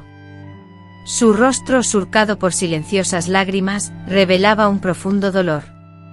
Sus ojos, idénticos a los de su padre, se perdían en un punto invisible del horizonte. ¿Por qué me lo ocultaste, mamá?, preguntó finalmente, la voz quebrada por la emoción. Era el momento de la verdad en su totalidad. Sofía inhaló profundamente y comenzó a relatar su historia, la historia que los unía. Describió a la joven e ingenua muchacha que había sido la noche en que todo cambió, el rechazo, el abandono, los años de batalla solitaria. Con cada palabra, sintió como una pesada carga se desvanecía de sus hombros, el peso de los secretos resguardados por tanto tiempo. Sofía, visiblemente emocionada, rompió a llorar mientras relataba ciertos episodios del pasado, y Gabriel, conmovido, no pudo evitar acompañarla en su llanto. La luz del sol, ya declinante, proyectaba largas sombras a través del parque, que ahora se encontraba en un silencio sepulcral, cuando Sofía terminó su relato. ¿Por qué ha reaparecido ahora?, preguntó Gabriel tras un prolongado silencio. Sofía explicó que según su relato, él los había visto en el supermercado hacía unos meses, y que te reconoció por el gran parecido, además de que su esposa había fallecido recientemente. Quizás, añadió, eso le había hecho reflexionar sobre su vida y sus errores. Gabriel asintió lentamente, asimilando la información. ¿Qué quiere de nosotros, de mí?, inquirió Gabriel. Nada, respondió Sofía con sinceridad, de ti, creo que lo que busca es una oportunidad para conocerte, quizás para formar parte de tu vida de alguna manera. ¿Y tú qué opinas?, preguntó Gabriel, finalmente mirando fijamente a los ojos de Sofía. Creo que la decisión es tuya, Gabriel, no mía. Tienes todo el derecho a negarte, tal como él nos negó a nosotros en el pasado. Igualmente tienes todo el derecho a permitirle entrar en tu vida. Si es lo que deseas, no te juzgaré, sea cual sea tu elección. Después de guardar silencio durante un largo periodo de tiempo, con su joven rostro mostrando una madurez dolorosa y profunda, finalmente Gabriel rompió el silencio, diciendo con voz apagada, necesito tiempo para pensar. Sofía, sintiendo la angustia de su hijo, le aseguró, apretándole la mano con cariño, tendrás todo el tiempo del mundo, mi amor. Estoy aquí, siempre lo estaré. Caminaron juntos hacia casa, y el silencio que los acompañaba ya no estaba cargado de tensión, sino imbuido de reflexión. Algo esencial había cambiado en su relación aquel día. El muchacho a quien ella había criado comenzaba a verla no solo como su madre, sino como una mujer que había enfrentado batallas, cometido errores, ocultado verdades y, aún así, había logrado sobrevivir. En las semanas siguientes, Gabriel experimentó una montaña rusa de emociones, ira, curiosidad y confusión. Hubo días en los que apenas le hablaba, resentido por las mentiras que habían marcado su vida. Otros días la acribillaba con preguntas sobre el doctor Ricardo, cómo era, detalles sobre aquella noche y sobre los meses de embarazo.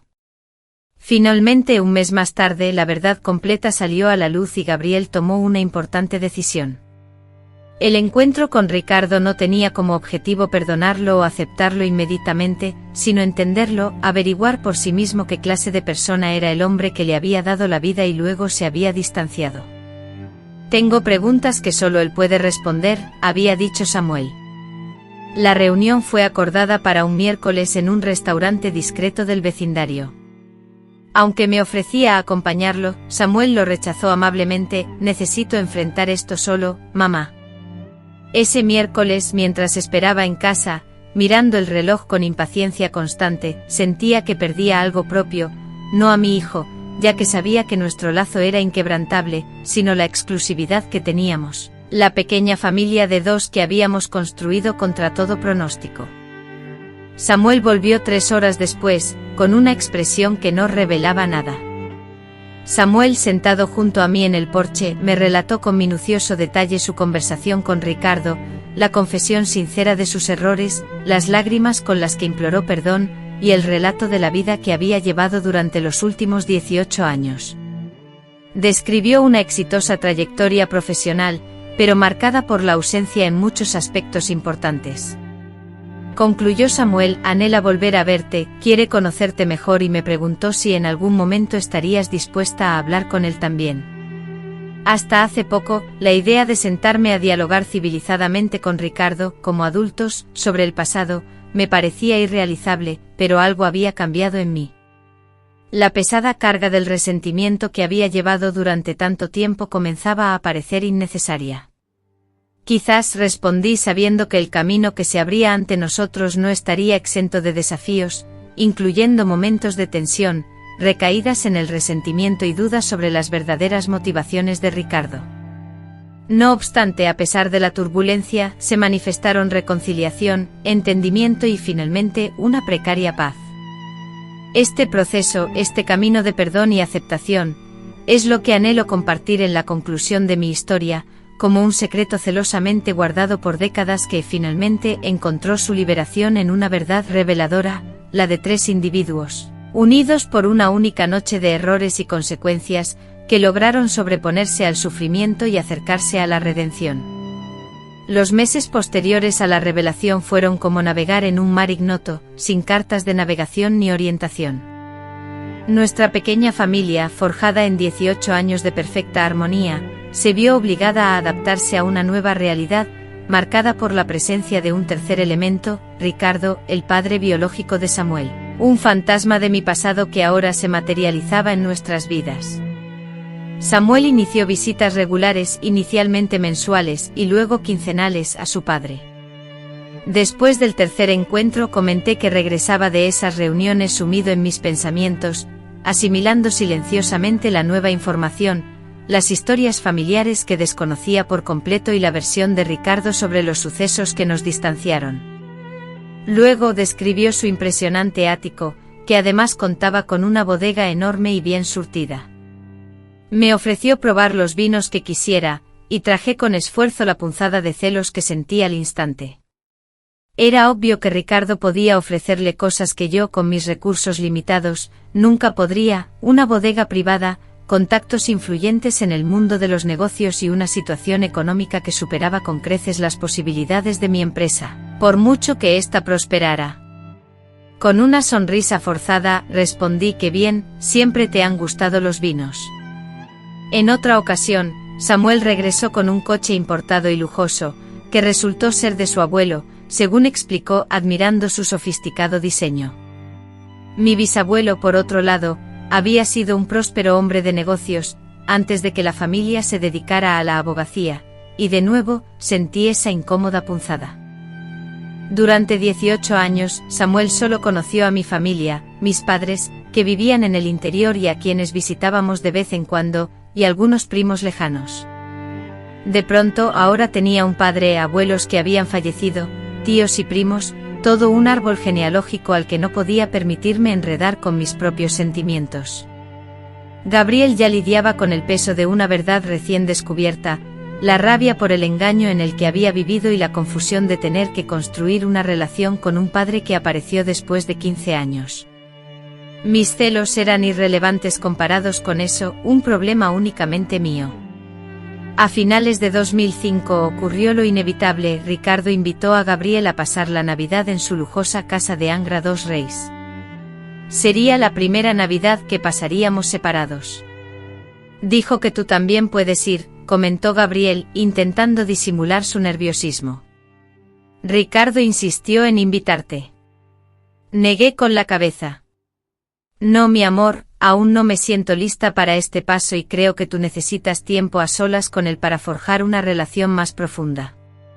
La sola idea de sentarme a la mesa navideña con Ricardo en aquella imponente casa, que probablemente aún conservaba la atmósfera de su difunta esposa, me resultaba insoportable.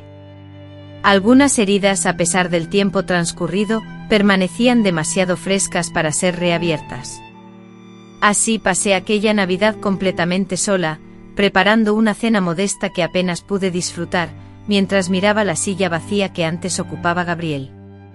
Por primera vez en mucho tiempo me permití romper en llanto, no solo por la soledad del momento presente, sino también por todo lo vivido, por la ingenua joven que fui, por el amor que confundí con interés, por la vida que podría haber tenido si mis decisiones hubieran sido distintas. Gabriel regresó a la mañana siguiente lleno de alegría, con regalos y relatos fascinantes. Ricardo para entonces ya tenía un gigantesco árbol de Navidad, decorado con la sofisticación de un equipo profesional. Organizó una suntuosa cena de Navidad, repleta de exquisiteces importadas, para un grupo selecto de amigos empresarios y sus hijos, quienes se encontraban forjando exitosas carreras profesionales en el extranjero. Luego exhibió álbumes familiares con fotografías de antepasados que Gabriel desconocía por completo. Se emocionó hasta las lágrimas al desenvolver mi regalo, un hecho que sorprendió a mi hijo. Era solo un kit de astronomía que compré en una tienda, nada especial, balbuceó Gabriel, aún perplejo. Para él era muy especial, respondí, comprendiendo perfectamente el significado de ese gesto, era el primer regalo de Navidad que recibía de su hijo. A principios de 2006, Ricardo sufrió un episodio de laberintitis, que requirió una breve hospitalización, aunque no era grave. Sin embargo, esa enfermedad alteró profundamente la relación entre padre e hijo. Gabriel lo visitaba diariamente en el hospital, llevándole sus libros favoritos, contándole las novedades del colegio y permaneciendo a su lado, demostrando el afecto filial que no había podido expresar en su infancia. Parece tan frágil, murmuró Gabriel una noche al regresar del hospital. Me resultaba extraño imaginar un futuro sin Ricardo, especialmente ahora que lo había conocido. La idea de la mortalidad de Ricardo, repentinamente tan tangible, añadió una urgencia a nuestra relación. En cuanto se recuperó de su enfermedad, empezamos a vernos con más frecuencia. Ricardo comenzó a asistir a los eventos escolares de Gabriel, comportándose orgullosamente como cualquier padre. A mediados de ese año, después de que mi hijo ganara la Feria de Ciencias con un proyecto innovador sobre energía eólica, recibí un sobre en mi oficina. Dentro había un cheque por una suma considerable, suficiente para comprar un apartamento grande, y una breve nota dirigida al futuro de Gabriel, acompañada de la frase: «Esto no es caridad, es una responsabilidad tardía».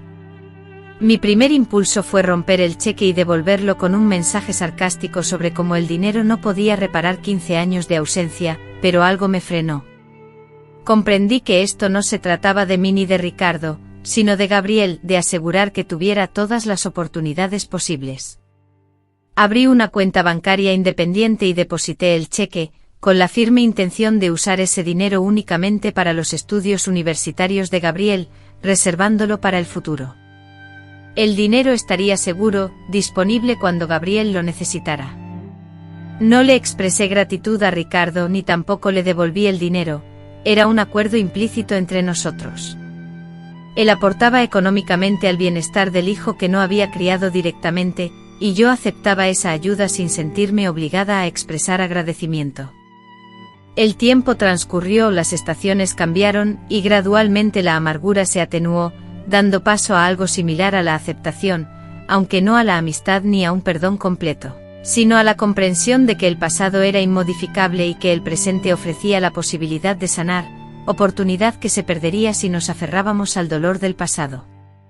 En el año 2005, mientras Mariana se preparaba para los exámenes de ingreso a la Facultad de Derecho, el señor Carlos sufrió un derrame cerebral, esta vez con consecuencias graves. Permaneció en la unidad de cuidados intensivos durante casi 2 semanas, y los médicos fueron categóricos en sus pronósticos. Para sobrevivir, el señor Carlos debería modificar drásticamente su rutina diaria. Mariana, abrumada por la situación, pasaba largas horas en el hospital, descuidando sus responsabilidades académicas y sufriendo la falta de sueño. Una noche especialmente dura, marcada por una recaída del señor Carlos, mi hija regresó a casa con lágrimas en los ojos. «No es justo», exclamó, «por fin tengo un abuelo y ahora puedo perderlo». La abracé con fuerza, sintiendo su cuerpo adolescente temblar contra el mío, tal como lo hacía cuando era una niña y las pesadillas la atormentaban. «Él es fuerte», le aseguré. «¿Lo superará?», preguntó entre sollozos. «Lo hará por ti», le respondí. Acto seguido, Mariana me comunicó que el señor Carlos deseaba verme al menos una vez antes de que fuera demasiado tarde. Aquellas palabras resonaron en mi mente durante días. La idea de visitar al señor Carlos en el hospital, de verlo vulnerable, quizás en sus últimos momentos, generaba sentimientos encontrados. Una parte de mí aún albergaba dolor y resentimiento por el pasado. Sin embargo, otra parte reconocía el daño que me había causado aferrarme a ese rencor durante tanto tiempo. Finalmente, en la mañana del 7º día, tomé una decisión. Me vestí con esmero, eligiendo cada prenda no para causar buena impresión, sino para envolverme en una armadura de confianza y seguridad. Conduje nerviosa hasta el hospital, sintiendo como mi corazón martillaba con fuerza en mi pecho. Al entrar en la habitación, el señor Carlos dormía plácidamente. En la cama del hospital, rodeado de cables y aparatos, se veía tan frágil y diminuto. Su rostro, ahora pálido y surcado por profundas arrugas que no recordaba haber visto antes, era una sombra de lo que fue. Me senté en la silla junto a la cama, observando a ese hombre, a quien le debía el giro más inesperado de mi existencia. Lentamente sus ojos se abrieron, esforzándose en enfocar mi rostro. Una leve sonrisa, apenas perceptible, asomó en sus labios agrietados cuando me reconoció. «Beatriz», susurró con voz débil y entrecortada, «¿has venido?» «Mariana dijo que querías verme». Respondí con un tono sereno, «gracias». Extendió su mano, marcada por las picaduras de las agujas y con una palidez violácea, hacia mí. Dudé un instante y luego dejé que sus dedos fríos rozaran los míos. «Tantas cosas que me gustaría decirte», comenzó con la voz apenas audible. «No es necesario», respondí. Le interrumpí con suavidad, cortando su relato a medias. «El pasado es pasado», le dije, buscando un cierre. Para mi sorpresa, no insistió en defenderse, algo inesperado dada su precaria salud. «Tengo que decírtelo, Beatriz. Te mereces escuchar esto, al menos una vez», murmuró, respirando hondo con visible dificultad. «Lo siento mucho, Beatriz, por todo lo que te hice, por cómo te traté, por no haber sido el hombre que debí ser. Tras 25 años, esas palabras que anhelaba oír por fin estaban allí, flotando en el aire entre nosotros. No podían cambiar el pasado, ni borrar las noches de llanto por miedo y soledad, ni compensar los años de lucha criando a Mariana sola. Sin embargo, de alguna manera, ese simple "lo siento" tenía poder, el poder de comenzar a desatar el nudo de amargura que había llevado conmigo durante tanto tiempo. ¿Por qué me dices esto ahora?, le pregunté sintiendo la curiosidad apoderarse de mí. Porque crees que te estás muriendo. Una ligera sonrisa apareció en su rostro, revelando una pizca de aceptación. Quizás la proximidad de la muerte tiene el extraño efecto de aclarar la visión, respondió, mirándome con una nueva comprensión. Después de tomar un respiro, tanto por el cansancio como para asimilar lo que estaba por decir, y también porque había tenido tiempo de contemplar los frutos de tu labor, le dije a Mariana: es extraordinaria, Beatriz, y ese éxito te pertenece solo a ti, enteramente a ti. Has logrado sola lo que yo, por mi parte, debí haberte ayudado a conseguir. En ese momento, lágrimas inesperadas se desbordaron de mis ojos. Con la mirada clavada en él, mi hijo Mateus, él era el sol que iluminaba mi vida. Todo lo que hice, cada decisión, cada esfuerzo fue en su beneficio, y él lo sabía. El juez, el señor Castro, tomó mi mano con firmeza y me aseguró: doña Elena, deseo que sepa que ocurra lo que ocurra, Mateus estará protegido. He dispuesto todo legalmente. No he venido a hablar de dinero, protesté, pero me interrumpió corrigiendo: no se trata de dinero, sino de responsabilidad, algo que alguien debió haber asumido hace 17 años. Guardamos silencio, sumidos en la reflexión, interrumpidos solo por el zumbido constante del aire acondicionado. Después de un momento el juez rompió el silencio: ¿me perdona, Elena? La pregunta me tomó desprevenida. Perdón, una palabra tan pequeña para un sentimiento tan profundo y abarcador. Perdonar implicaba soltar no solo al que había causado el daño, sino, fundamentalmente, liberarse a uno mismo. Significaba decidir no permitir que el sufrimiento del pasado dictara el presente. Lo estoy intentando, respondí con total honestidad, consciente de la dificultad de la tarea, pero perseverando en el intento. Él asintió, aceptando tácitamente mi respuesta incompleta. Era más de lo que merecía. Al salir de la oficina, sentí que una pesada carga se había desvanecido. No era un perdón total, ni una amistad restablecida, ni una reconciliación definitiva, pero sí un principio, el primer paso de un camino que desconocía que debía recorrer. Sorprendentemente el señor Castro se recuperó, siguió estrictamente las indicaciones médicas, abandonó su profesión y transformó radicalmente su estilo de vida. Su recuperación fue lenta pero constante. En 6 meses, se sintió lo suficientemente fuerte como para asistir a la graduación de Mateus en la escuela secundaria. Resultaba inusual verlo al señor Castro sentado a unas filas de distancia de mí en el auditorio, aplaudiendo con evidente orgullo mientras Mateus recibía el premio al mejor estudiante de literatura. Más desconcertante aún fue el momento posterior a la ceremonia, cuando, inevitablemente, nos encontramos junto a Mateus para las fotografías. «¿Podemos tomarnos una foto los tres?», exclamó mi hijo con la mirada llena de ilusión. El señor Castro y yo intercambiamos una mirada rápida, un breve entendimiento silencioso, antes de asentir. Uno al lado del otro con Mateus en medio, posamos sonrientes para la cámara.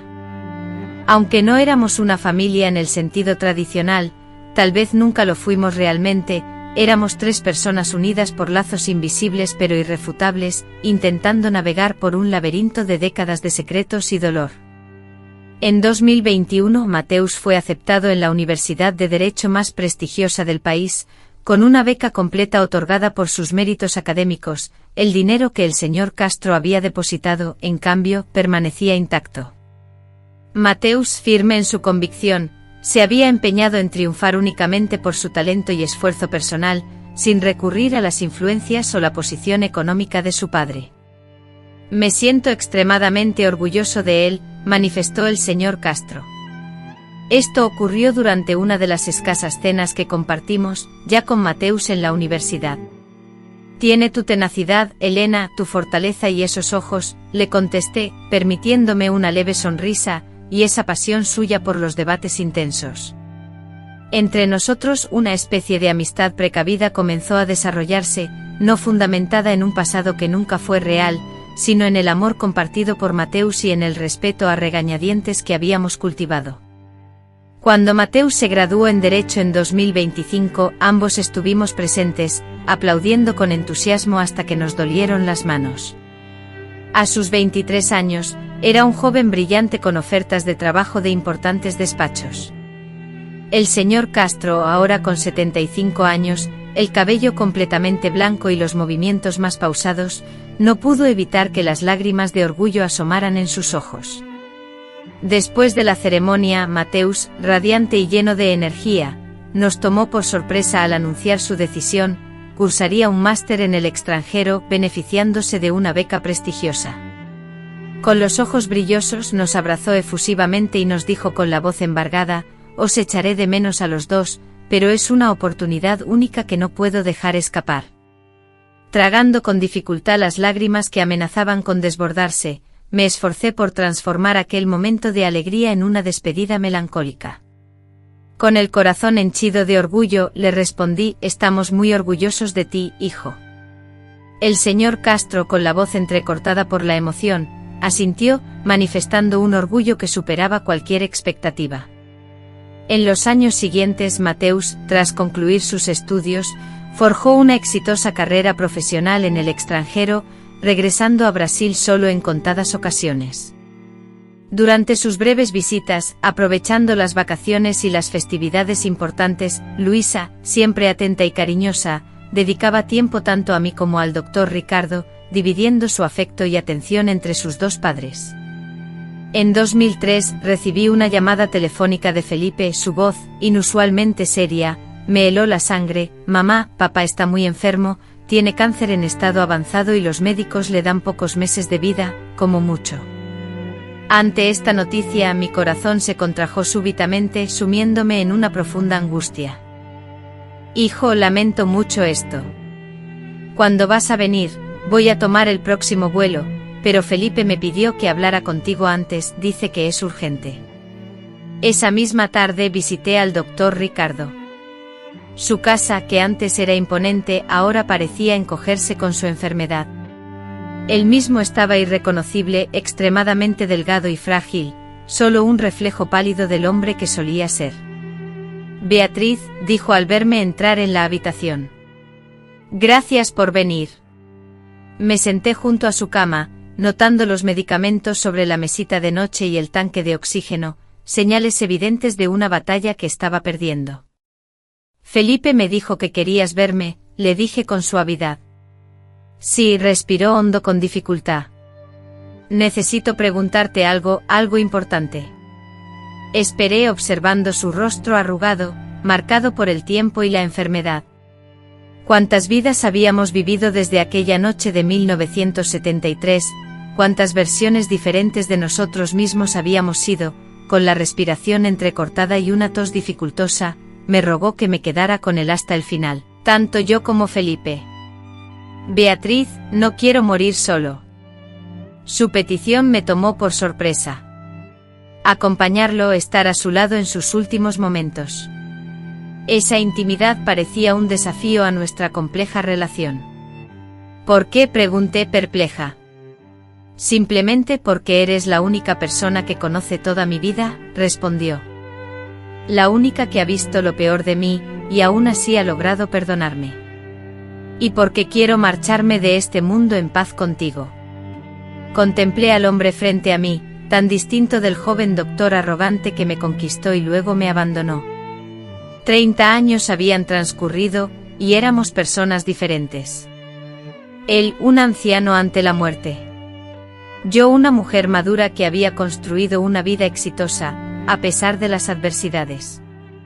Me quedaré, prometí, sorprendiéndome a mí misma. Cuando llegue el momento, estaré aquí. Felipe llegó 2 días después. En las semanas que siguieron nos turnamos para acompañar al doctor Ricardo, observando su deterioro progresivo y brindándole consuelo ante el sufrimiento que experimentaba.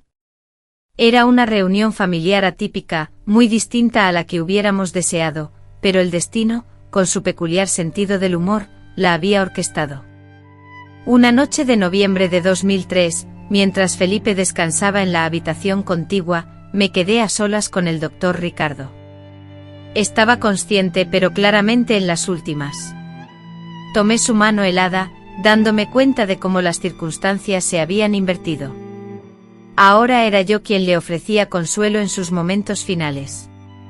Beatriz, murmuró con dificultad. Tenías razón sobre qué, pregunté acercándome para escucharlo mejor. Una débil sonrisa se dibujó en sus labios agrietados y musitó sobre todo.